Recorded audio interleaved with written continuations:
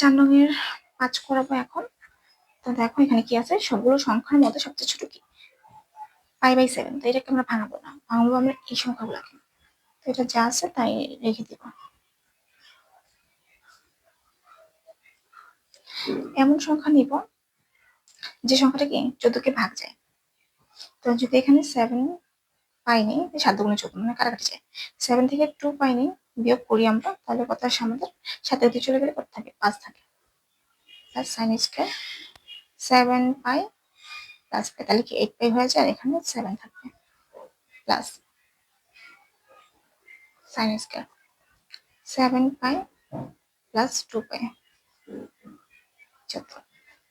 আশা করি বুঝতে পারছি। এরপর আমরা কি করবো, π/7 যা আছে তাই লিখবো।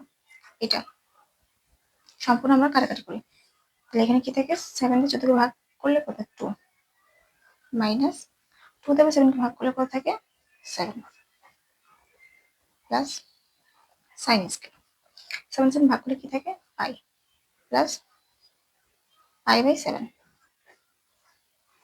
প্লাস সাইন স্কয়ার 7 দিয়ে ভাগ করলে কত থাকে, π/2 প্লাস π/7 কাটাকাটি করলাম। এরপর আমরা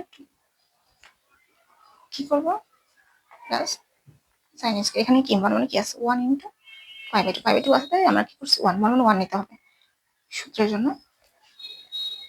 প্লাস সাইন স্কয়ার এটাকে আমরা π/2 বানাবো। π/2 বানালে এখানে কি 2 নিলে কাটাকাটি করো, কাটাকাটি করলে পাই থাকে, π/7। আশা করি বুঝতে পারছো।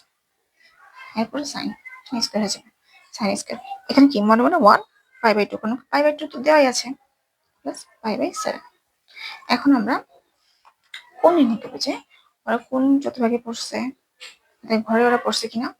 তো দেখো এখানে কি দেওয়া আছে, 1 দেওয়া আছে, তাহলে কয়বার ঘুরবে, একবার ঘুরবে, একবার ঘুরাইছি, মাইনাস দেওয়ার কারণে এখানে আসছে,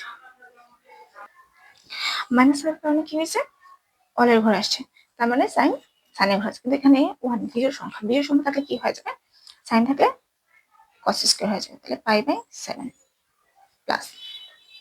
এরপর দেখো এটা কয়বার ঘুরাতে বলছে, 2বার ঘুরাতে বলছে, 1 2 প্লাস মানে কি সামনের ঘর, ওকে সামনের ঘরে কি সাইন নাই, সেজন্য আমরা কি করব, মাইনাস হবে, কিন্তু মাইনাসটা কি করব, এই প্লাস এই স্কয়ারের জন্য একবারে করে ফেলবো, প্লাসই হয়ে যাবে, তাহলে সাইন স্কয়ার π/7 প্লাস।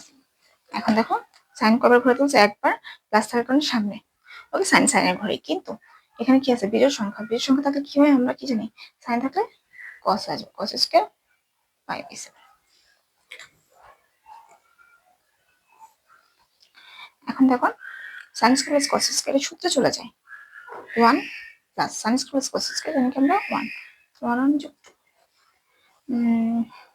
আশা করি বুঝতে পারছো।